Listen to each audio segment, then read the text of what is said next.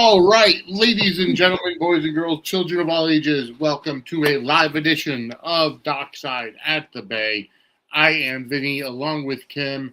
As always, we are here to talk all about the multiple-time Emmy Award-winning web series, the ECW of soap operas, The Bay. Kim, how are you today? I'm doing just fine. It was, I don't know, coming home from work today was kind of nuts. It was pouring rain. Now it's blue skies. I don't know what to make of it. Weather here has been crazy lately and work has been crazy, but the Bay is also crazy. And I'm glad we get a chance to talk about it. Yes, no, absolutely. I completely agree with you. It's been fantastic. As always, we're here to talk about season 8, episode number 6. But before we get into that, I do want to go ahead and give a huge shout out to the folks at Samantha's Friends. Again, this past weekend, I did go to the Arabian Nights themed charity gala in Sarasota, Florida, and I'm very happy to be associated with Samantha. As a matter of fact, all of us here at Suds and Squirts Media are very happy to be associated with Samantha's Friends, because the charity itself is it's for a great cause. It helps with support animals, for service animals for first responders and veterans, and they actually added in the Ronald McDonald House as well this year. So it's just a great charity, great time, getting to see some great people who we talk about on a weekly basis. And I know that there were a couple people that I saw that haven't necessarily been on the Bay yet, but either way, let's start here with Kyle Louder, friend of the show. Definite friend of the show. So cool that he was able to attend the event again. When I was down there before, he was just he brings he's the life of the party. Yeah, no, it was great. He was able to sing. He remembered me. Obviously, he's been on the podcast-a-thon twice, and great guy. Then another friend of the show, Mike. He and I got to pose in front of the camera there, which was a great time. James Preston, who plays Nick Myers on The Bay, he actually sang a song on there. I don't think it was The Bay, inspired by The Bay. It was another song. Bit of a departure, but yes. That's so cool. Courtney Shrem and Charlie Shrem, who were on our show back in December, who we interviewed. So I got to see them. Although I'm very, very tall in that picture. It looks like, it's weird when I see myself standing next to people like that. And then, of course, Gregory Martin, who just celebrated a birthday yesterday, and James Preston. And I finally got a chance to meet Christos. Oh. I look like a big in that picture. I'm sorry, I do. But anyways, I got You're very handsome, very classy guys. Well, thank you very much. Christos actually understood the reference that when I said it was the ECW of soap operas, so he gave me approval. He also got a kick out of the fact that his sister Celeste, who plays Tamara, has the nickname of Ninja Tam on our show. But no, he's a great guy in person. We're gonna have to get going on that merch. If it's Christos approved, we got to get going on that merch. Exactly. And then this is the whole group. Going from left to right in the top, we had Ari Zucker and her husband Sean Christian, Carolyn Hennessy, Gregory Martin, Jordi Villasuso. Underneath our logo over there is Adam Huss, who is in season 10 of The Bay, but not. He's more known as Nicholas Cassadine from General Hospital. Then right next to me, to my left, is Courtney Shrem. Up in front is Christos. You have Mike Manning right behind him, and then James Preston. And right in front of me, wearing the heart-shaped glasses, is Brian Craig, who everybody knows is Morgan Corinthos from General Hospital. And then last but certainly not the least, me and Adam Huss, friend of the show. So yeah, just a great time all around at Samantha's Friends, and I hope to be back there many, many more times. Just Yeah, I now, hope to be able to make the next trip out there. I believe September is when the yeah, next event is taking place. September And is the Harry Potter theme. hey, So I'm all about that. So yeah, I'm not hoping I sure can if get I'm there, gonna be. but it looked like you had a fantastic time, and I'm glad you're able to represent the pod and represent, just very, very cool stuff to see. For an Yes, awesome organization too. It's just good stuff all around. yes, absolutely agreed. I may not make it to September. September 12th is actually my son's 21st birthday. Oh, So I asked him if he wanted to go with me. So if he goes with me, we'll be going out on at midnight the 11th to get him his very first legal drink. oh, nice. But I'm not sure. Although some of the ladies that I've met down there that are the fans, obviously that are sponsors and stuff, said that they could put a great night together for him. So what can I I'm sure they could. I yeah, mean, they organize a fun time down there. Oh, they definitely do. yep. Um, but either way, it's a great time. I highly recommend it. Samantha'sFriends.org if you want to learn more about their organization and what they do and how to raise money. And remember, if you buy our merch. So first off, I do want to go ahead and show you guys the Dockside at the Bay Doggy Cuddle Buddy. If you buy the Doggy Cuddle Buddy, that's available on our merch shop, which is suds-media.myspreadshop.com. And you go there and you buy either the Doggy Cuddle Buddy or the Doggy Bandana. And with any logo on it, those proceeds go directly to Samantha's Friends. So we're always looking to donate to help them out. So, all right. Anyways, Kim, how have you been? I mean, I've been good. Just I don't know, a little envious that you were able to head down for Samantha's Friends. I was celebrating my birthday actually, though, that same weekend, and I had a baby shower to attend. So I had a few other commitments in the works, but still, yeah, no, it's great. Like I said, just being able to kind of take a little break from some of the starting up a new position recently, started up a new job, and it's been a little bit hectic. So it's kind of nice to be able to just have a little escape in the form of from this awesome soap, which I actually did my viewing of it a little bit late in the game. I just finished prior to us jumping on the stream right now. So, but the episode's fresh in my brain at least, which is good. Oh, okay, very nice. Um, no, I definitely understand that. No, I definitely understand that. I watched it just a little while ago myself. And by the way, folks, go ahead. Um, the chat room is open. Go ahead and post your comments as we Oh get yeah, about please today. And feel also, free. Yeah, jump on in. and definitely Water's go ahead. water's fine. Jump on in. Yeah, you are correct. And definitely go ahead and hit us up if you're watching on YouTube.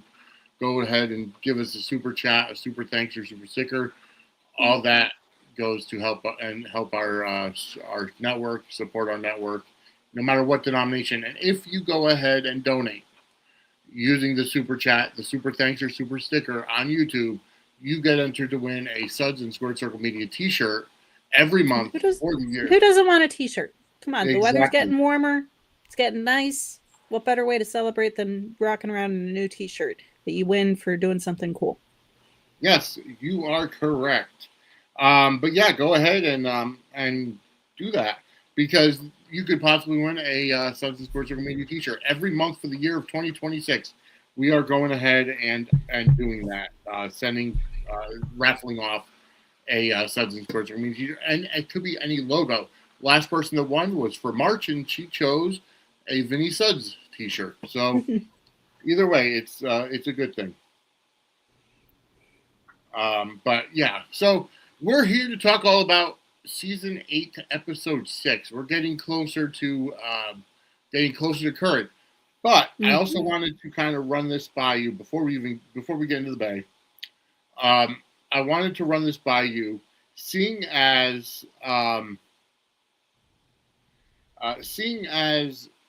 Gregory Martin has wrote and directed the movie The Raven. How about we, at some point, do a Raven watch along, and then we go ahead and use that as one episode of. I'd be interested in that. For and sure. The watch along will be on TikTok, so make sure to go over and follow our TikTok, which is at Suds_media, and we'll go ahead and get that set up. We'll keep you posted on when that's going to be. Also, yeah, that's it. We may have that sounds like a fun, it's funny because like when it comes to content like that, I mean, the Raven, from what I know of it, not but I'm curious. Obviously, I know any work of Gregory's is going to be really, yeah. And any work of Gregory's with Christos involved, I know it's going to be fantastic. So I'm curious, and yeah, it would be fun to kind of view that in real time and have that. It's been fun viewing the Bay in real time as well. Not having been familiar with this episode that we just like I said, just watched it, finished it up a little while ago. Mm-hmm. And I have to say, there is some. It's kind of fun going in with fresh eyes, and not having seen it before, getting caught up in the twist. I'm enjoying it, and it packs a punch in a very short time. Like this episode was about 12 minutes, maybe. Oh yeah, no, super short. I think it was like 19 total if you want to, you count the credits and count the everything else. No, super, short, sweet, to the point, but it definitely. We got to see just a lot of different, and all right, well, we'll get into it, but I have to say that a certain kind of dream sequence kind of took me as, I honestly was like, oh my gosh, they're actually like, he got into the hospital. Oh my gosh. I have to say, like, that was a very, as soaps go and soap tropes go, which I know the Bay likes to embrace. As nightmares go, normally they're a little bit more, I don't know. They do like funky stuff with the camera. You just kind of know in your gut. And I have to say, this kind of took me by surprise a little bit, but we'll get into that. Yeah, no, absolutely. And of course, sorry, folks, my arms are being cut off by my virtual background. I do have arms. Oh, my hair is totally cut off by my virtual background. And plus, what's showing is the instead of the Bay. I should move my head.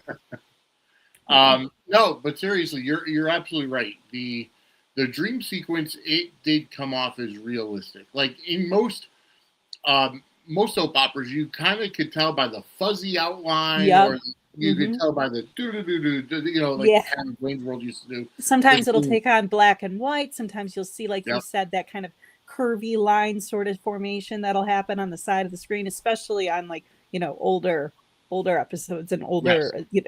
That was definitely like a trend that I saw in like old All My Children episodes and things like that, for instance. Also, hey, speaking of All My Children, with the dream sequence, when it's Adam talking about Adam Jr., okay, that was straight out just All My Children flashback right there. And then I started thinking, Adam is, he was the big bad guy in Pine Valley, desperate for a, son, heir, all of that, had a twin. I am seeing AMC overlap here. There's a lot of overlap. I mean, the GH is doing a very similar storyline right now with a person that was killed 8 years ago, coming, seemingly to come back to life, only to turn out to be his evil twin brother that nobody knew about. Oh my goodness. It does. It's a soap trope. It does happen. Yep.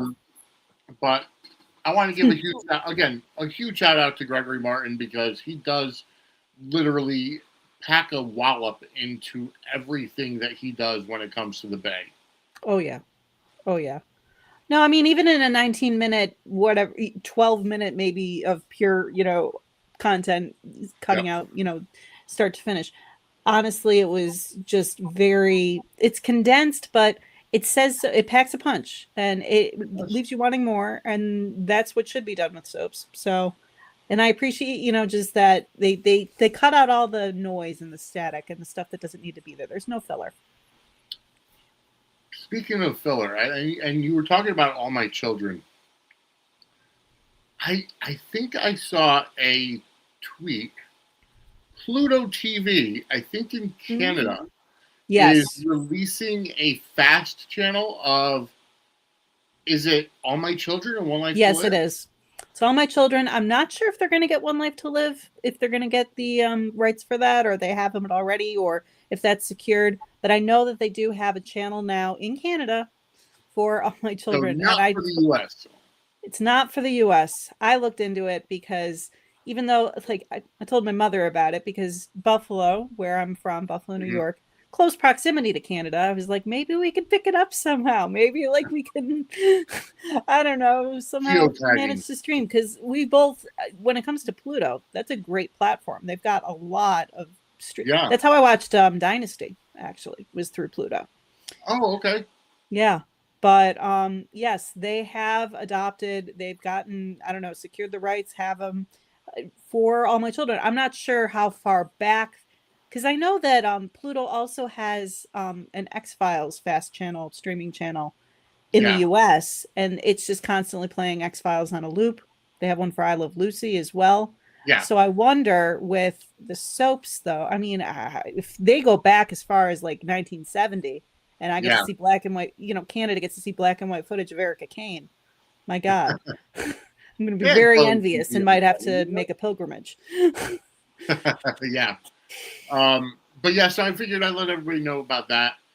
More also, folks, make sure to tune in Monday night at 8 p.m. Eastern Time right here as Angela and I get back to our normal time slot for Suds News, and we will have a big announcement regarding the 2026 Sudsy Awards. And so mark your calendars this coming Monday night, 8 p.m. Eastern Time. It's encouraging too. I mean, you're just talking about the Sudsy Awards and Yep. talking about All My Children getting that streaming, thing. It's like, it feels like it's just so soap renaissance-y, Yes. it's encouraging to see that. And I'm hoping if it's a successful, venture that they're doing up in that US can adopt that, maybe have like, like as we've discussed, a version of like a new and improved SoapNet where Yes. there's just the streaming capability, because obviously there's an audience for it. Otherwise, why would Canada Right. go to the trouble of securing? And who knows? This could be just a test for ABC. Let's give Could the be. rights to Pluto Canada and see Yeah. how many people watch it, so that they could potentially do something with it on Disney Plus. It would be nice. So just keep putting soapy vibes out there and see what happens, I suppose.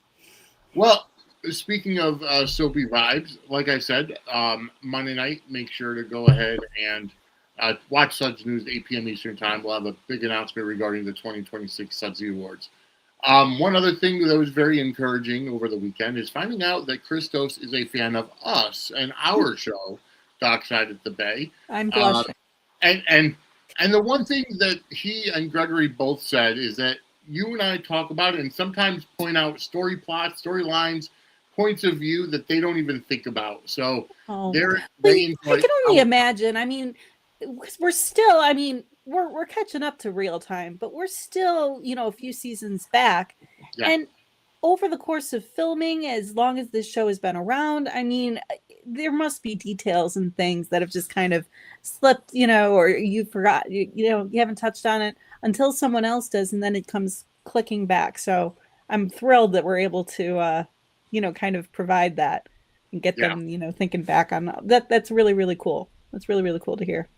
Absolutely. All right. Yeah, it was great talking to Christos and Gregory and James and Mike and everybody there that's associated with the Bay. All right, so why don't we get into what we're here to talk about, and that is season 8, episode number 6, called His Achilles Heel. Mm-hmm. And I got to say, that conversation that took place between Pete and Vivian was the most open conversation that I've seen in quite a while. Definitely. And, it was just it wasn't just the typical, oh, you're a hero. Oh, I'm so worried about you. She also brought, there was layers, and there was layers to that conversation. When she says that, makes it very clear that she doesn't have sympathy for this villain that has tried to, destroy her entire family, attempted to kill so many loved ones. She doesn't feel sympathy for him. She knows that he's a maniac. She makes it so clear. But her calling it out, saying that Adam considers Pete to be an Achilles heel, or that is the case, is just so spot on. and so accurate. And her just pinpointing that and pointing it out. And he's human. But I want you to know that when you catch him. I Yeah. just loved that. I loved that, like, yeah, she knows that he's going to go out and try and do this. And she knows she's not going to be able to stop him. It Yeah. kind of turned the whole just, typical conversation of, because everyone would like kind of predict that she'd be like, I'm so worried about you, I don't want you to go. Well, I have to, Yeah. just a stereotypical sort of. No, she's like, when you catch him, remember this. And she was just so wise in that moment and so just spot on, dialed in. It was great. It was such great dialogue. However, I agree, and I think it's great that Vivian was able to kind of look at it from the outside, where Pete's looking at it as, like he pointed out, don't tell me you have sympathy for this person that literally tried to kill our entire family. Right. And she's like, no, not sympathy, but, and she goes on to explain all this to him. And what I really enjoyed about that was, you could see Pete pacing back and forth, like getting upset, getting angrier by the minute. And she's like, listen, you're going to do what you were going to do. I would rather you let the cops handle it, but I know you better than that. Yeah. And this comes from her showing her signs now of PTSD with that, as you pointed out earlier, that dream of Adam holding the baby. Oh, yeah. Adam Jr. Yep. No, clearly she's still recovering from that entire. We see it paralleled with Caleb and with Daniel as well. I mean, obviously they're still reeling from this incident. Obviously, it's still in the same kind of time frame too, because she's still in the hospital, and Daniel and Caleb have just like kind of gotten into their place. I mean, there hasn't been too much of a time jump between now and when the event happened. No, exactly. And they're still reeling from it, but them showing it and them showing concrete proof of like, yes, PTSD. And I appreciated too, just at the start of the episode when we had the scene with Sophia and Pete, and he was basically telling her like, remember to take care of yourself. And they kept on kind of preaching about, not preaching, but just discussing like self-care and making sure they're like looking at, and I mean, that's so important. And obviously it twines right in with the PTSD thing. It's like, you need to like, take time to like recenter yourself and kind of, I just appreciate that they put it out there and they say it so openly. Just, yeah, you're dealing with a lot. We're going to acknowledge it, and we're not going to just let it all just kind of slip away, because now that the action's done, we're going to have you live in the aftermath for a little while. And here's how you can deal with it. No, you're exactly right. I really, truly, one thing I have to say that I'm really enjoying about the Bay in general, and we've seen it this whole time, is in most, in soap operas, and we've seen it, whether it's Days or GH or YNR or whatever, they're like during sweeps time, they'll have the majority of time will have, or at least they used to, they'll have an umbrella storyline where it encompasses like the entire cast. Mm-hmm. What I really like about the Bay is that the entire season, for basically everything, is an umbrella storyline. Like, you'll have little stories here and there, like last season in season 7. Not only were Tamara and Vivian and everybody kidnapped, and Pete's going to check in, and everybody was involved in that in one way or another. But you also had Sarah on her own quest. She's in a coma. You're seeing her in between talking to Red and Lee. And you see Lex kind of in both, where Lex is, trying to figure out what happened in Bay City, but at the same time, his fiance is in a coma because she was shot. So he's going back and forth. It's just absolutely great. And that's going on for the entire season. Yeah. No, it's just, it's a real masterclass in just the general storytelling, over the course of a couple of days. It's showing so much, and just this ripple effect of everything, what happened, but also how it's affecting everybody, and how it just, and the fact that they're still living in that space. They're not just brushing it aside. They're not just saying, oh, we're going to move on to something else that's new and shiny now. It's like, no, we're still going to be talking about this. We're still going to be showing these characters who we love and have watched over the past several seasons, like, mature and change. I mean, watching Daniel just kind of fall into was the most heartbreaking thing. his being just so shaken now as a result of everything, when he was so happy and so confident and about to, marrying the love of his life Hmm. and getting into a house and enjoying all of those after his entire journey, for to just see him not backslide, but just be forced into this awful place mentally. Yeah, I don't even think it's a backslide. I think it's just more along No, the lines no, that of, was yeah, fa- just facing this traumatic experience that he had to go through just because his last name is Garrett. right. No, And now it's like he doesn't trust anything or anybody. Like yeah. he is so He flinched riddled when with he literally flinched, couldn't even like accept it. Like when he, Dan or Caleb tried to even just reach out and touch it, it was fear. just, oh, I mean, kudos And for he the felt, acting, but oh it yeah, just breaks your heart. It was just and very hard to watch. he looked so disinterested in their new apartment. Like, okay, yeah, Yeah, let's get inside. Come on, let's because go. his head's not there. Same Yep. with RJ. I mean, RJ's going around, doing his thing at the hospital, but what was his line? Just, oh, I can, what That's if what I I gotta can. do. Yeah, Yeah, no, when he has that moment with in the hallway, and yeah, he's just, so what am I supposed to do? Go home and forget the fact that I killed a man? No, I'm yeah, just going to work instead. I mean, it's yep, just showing all of these people just how affected they are, and they're exploring that, and they're digging in, and they're not just shying away, which is, you know, really it's important that they just kind of showcase it and they let them live in this kind of space, even if it's difficult to watch. yeah, exactly. Um, all we really focused on in this episode was, you know, um, Pete and Vivian, and then you had Daniel and Caleb. But there was one other thing in that kind of uh, had the ripple effect when Nardo called Pete, Yes. because Nardo called Pete, and Pete obviously stepped out of the hospital room, and he was told that Adam was in Bay City and he should go down to the police department and they could strategize, whatever. But that's what led to Vivian telling him, "You are his weakness, and Yep. he wants your life," which kind of has, in my opinion, and this is something that I hope is a teaser. So AI gerbils back there, clip this. Um, but I really feel like when you look at Adam and Pete, you can't say it's the prince and the pauper because both of them are princes, both of them are rich. Yeah. You know what I mean? Yeah.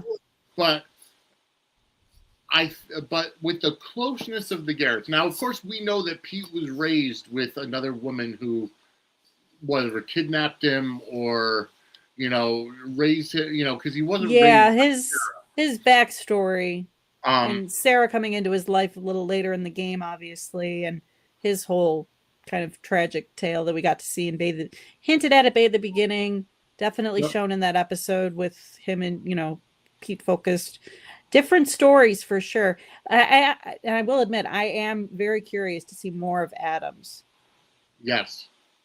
And because they've set up a lot. They have a lot of threads that they've, kind of given him. And I'm very curious, especially now that we've seen his father kind of appear on canvas in the previous episode. yep, Very curious exactly. to see what his kind of little backstory is, because yeah, they're setting him up to be the big bad guy now.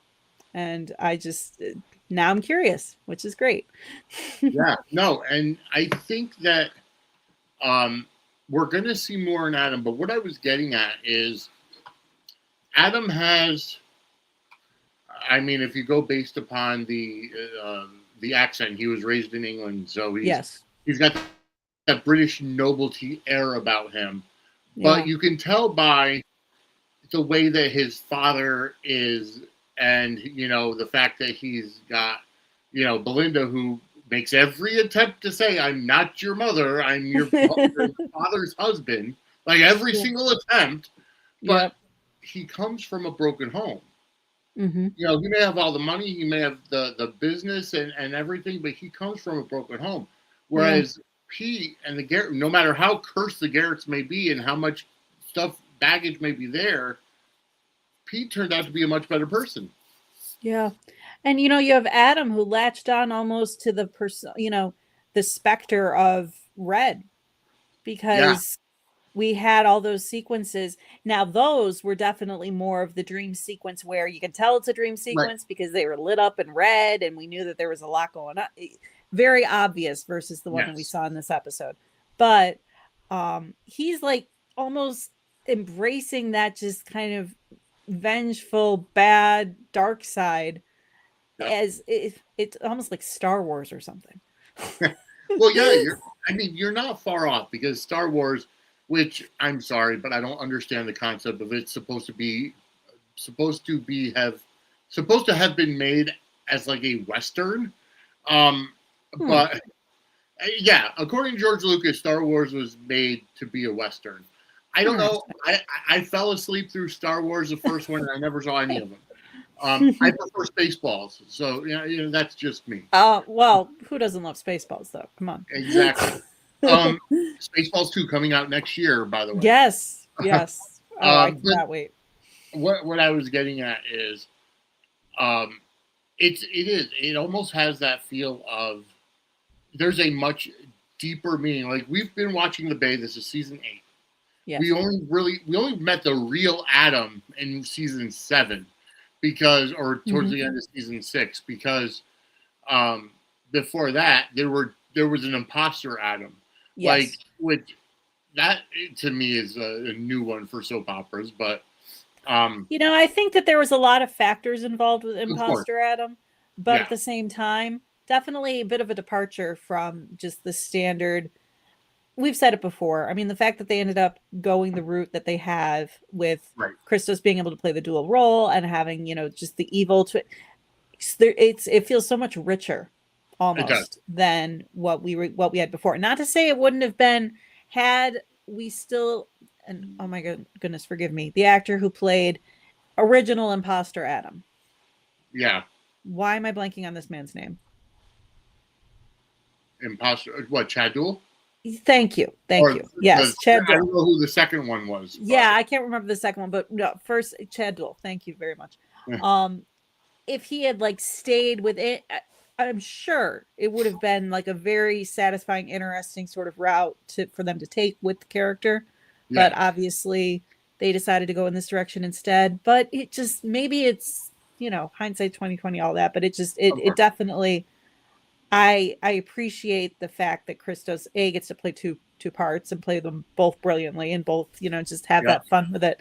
But I just feel like it's definitely a richer storyline, and it's so soapy and twisty and fun, and Big Bad Adam and Adam Jr. and it's right after my my soapy love and heart. And it goes so far beyond the soapy. And what I mean by that is we know it's a web soap. We know that we know that Gregory Martin pushes the envelope with The Bay, no doubt about it.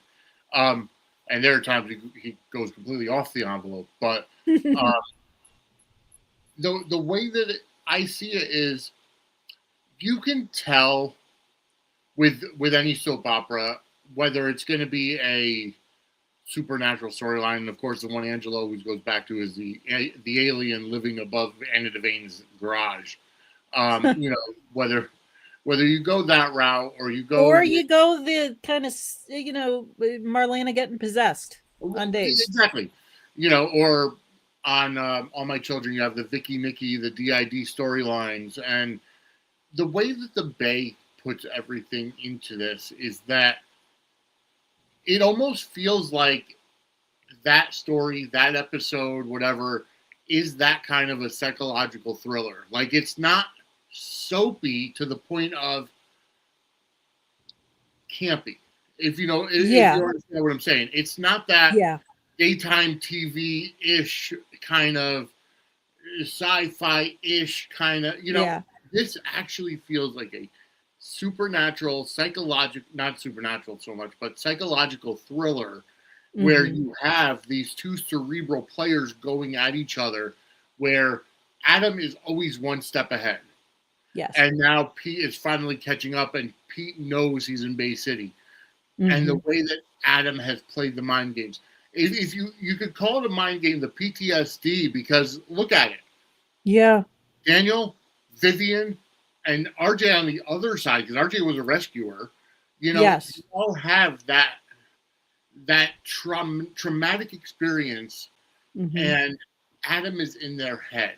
The fact Yeah. that the fact that Daniel is freaking out just because Adam's alive, not even knowing he's in Bay City, but just the fact that Adam is still alive is just the kind of cerebral storytelling that, oh my god, And like you what know, if he knew he was s- in Bay City?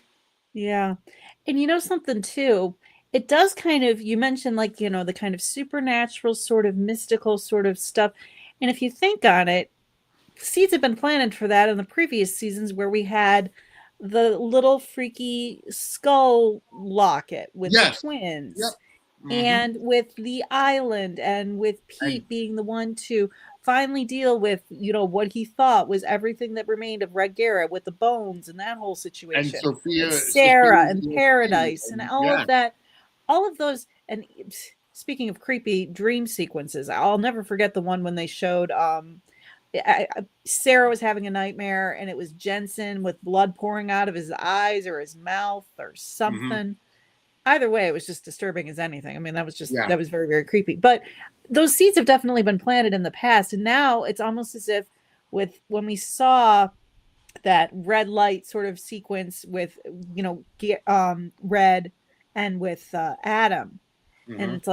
it's almost as if like, okay, yeah, you think you vanquished Red Garrett. I don't think you did. Now he almost has a successor in this Yep. guy, and we're kind of seeing it play out. We're seeing like this guy just like coming from this broken background, looking for that sense, but finding the most evil, most disturbing aspects of the Garrett family and being like, "Yep, I'm gonna shoulder this and take this on, and this is gonna be my, claim to my Garrett, life, even though I'm Adam Kenway. This is Right. gonna be the route I choose to go." So it definitely, the seeds were planted early on. Yes. So it's cool to see that kind of taking shape now in that no matter what, Red Garrett's not going away. Adam isn't going Mhm. away. You're not going to lose that sense of darkness and that, I mean, I wouldn't be surprised, that stone that Sarah got from Sophia. I mean, heck, that could have like the skull formation or a locket or something like that in there Yeah. too, or get cause a psychic to say that that has dark energy or something like that. I wouldn't be surprised because it's a theme that they've gone to in the past, and I wouldn't be surprised if they tried to bring it into the future seasons. It definitely could be, but I'm enjoying it. I'm enjoying it the way it is either way. Same, same. I'm yeah, I'm so glad that Vivian was able to kind of psychoanalyze Adam to the point of saying you are his weakness. So Yes. I mean, and of course Pete being the hero, and I hate to say it, but the dumb hero, you know, like, well, he tried to kill our whole family. How is it that he wants what I want when he tried to kill our entire family? Because it's different. It's Yeah. it's a close knit family, and and the way that Adam feels is, if I can't have that, my If I can brother. have them, nobody can. Hmm. Yeah. No, I never really thought on that, but you're right.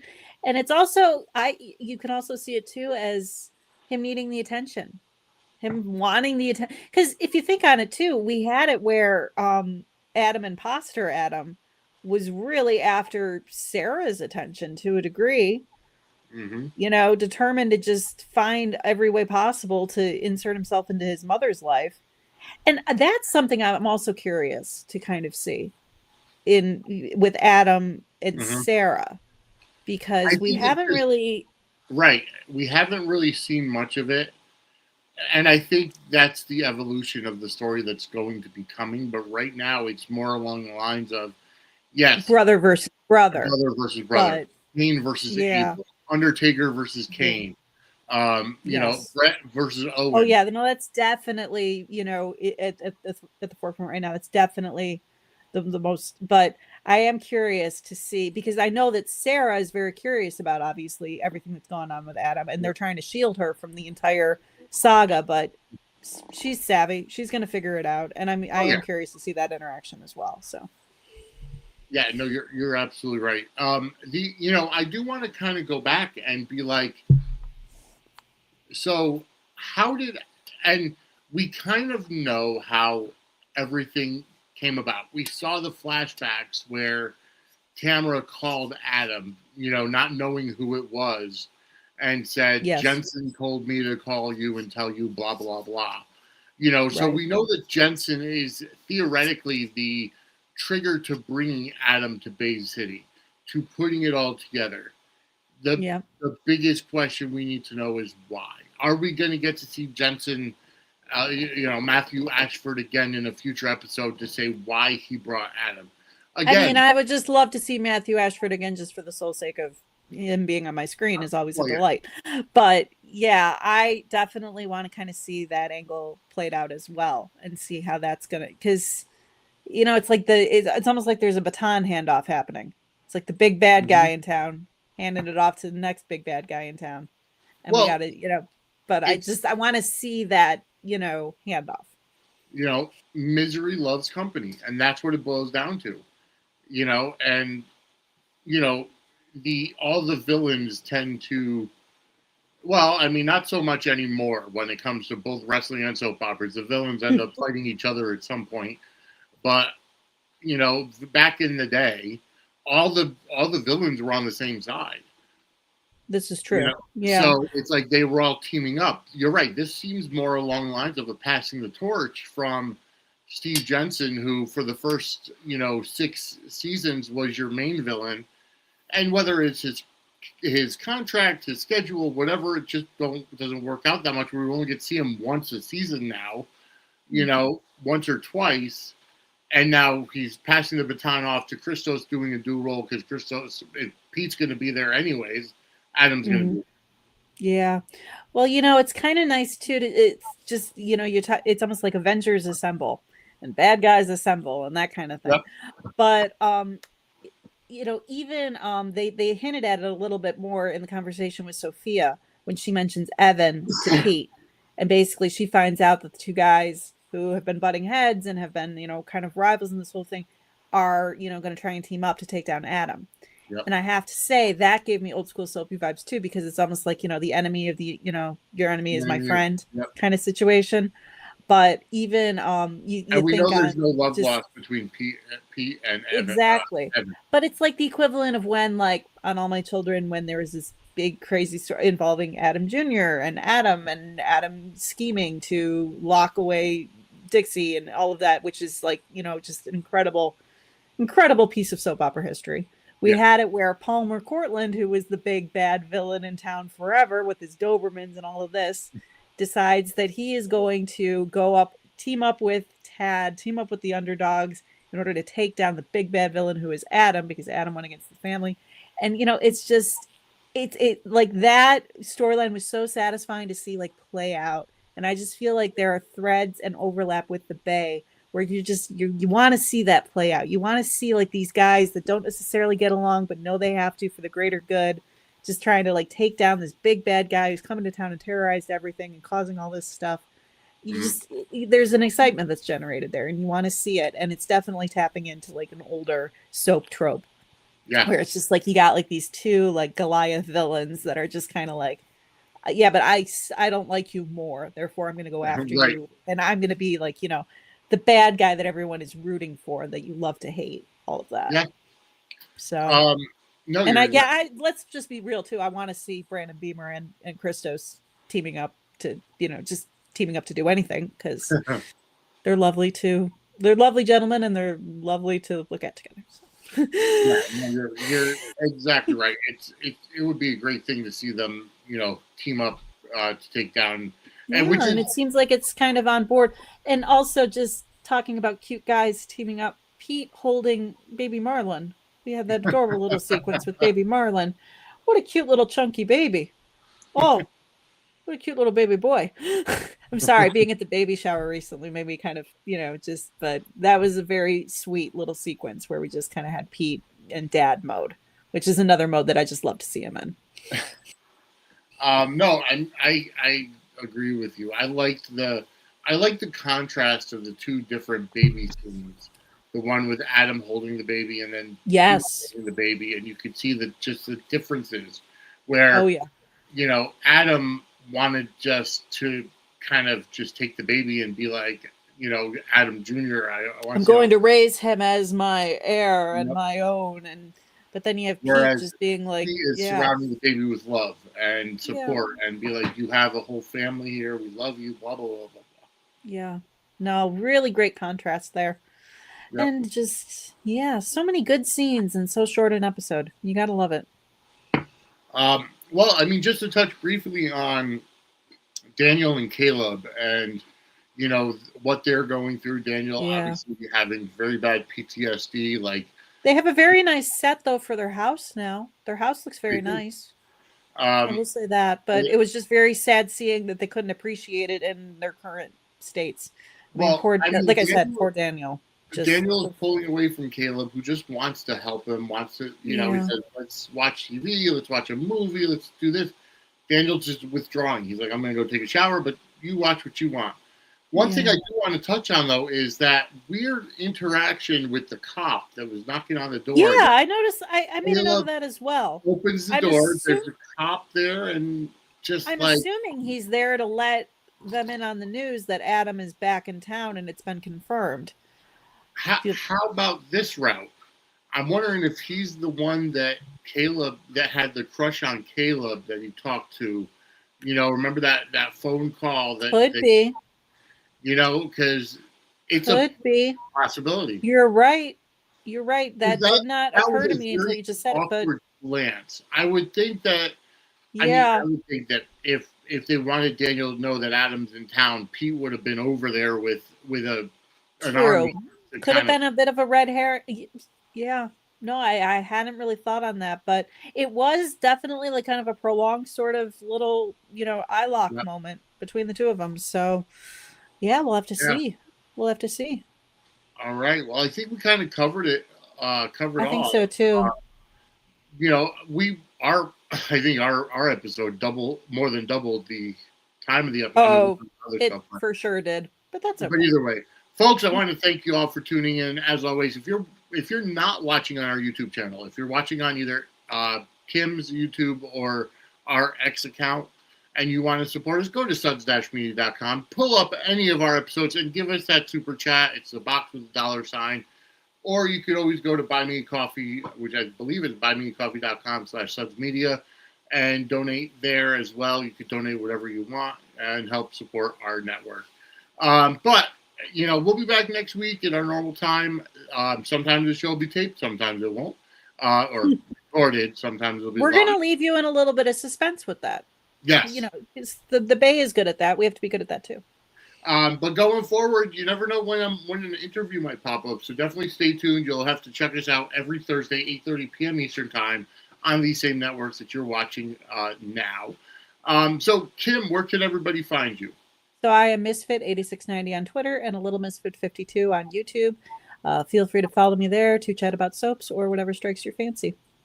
All right, fantastic. And as always, on Facebook and Twitter, @Vinnie Suds is my handle. @Suds Media on X is our network account. That's where all the programming updates and multiple other stuff. That's usually what I use when I'm on X. Also on Instagram and Threads is @Suds and Squared Circle Media. Been doing a lot, or Suds and Squared Circle. Been doing a lot on Instagram recently. Actually had Rick Hurst comment on one of our shorts that we shared with Suds News. Very cool to see that. But most of all, on TikTok and Twitch is @Suds_media. Definitely check out our Twitch channel. We do replays on there. We're going to get to the point where I'm doing more WWE centric WWE 2K content on Twitch. On Twitch. And then on TikTok, we're going to be doing our watch along of The Raven pretty soon. And looking forward to that. Definitely check our X account for that schedule coming up. And then, as always, for everything to visit our sponsors, our affiliates, go to linktree.suds-media.com and choose whatever affiliate that you want, that you like, and click the link and help us out. But for everything else, go to suds-media.com, which brings you to our YouTube channel. Like this video, hit that subscribe button and turn on the notifications bell, and send us a super chat. You could win Suds and Square Circle Media t-shirt every month for 2026. All right, so for Kim, I am Vinnie. We will see you next week as we go dockside at the bay. Have a great night, everybody. Take care, everyone.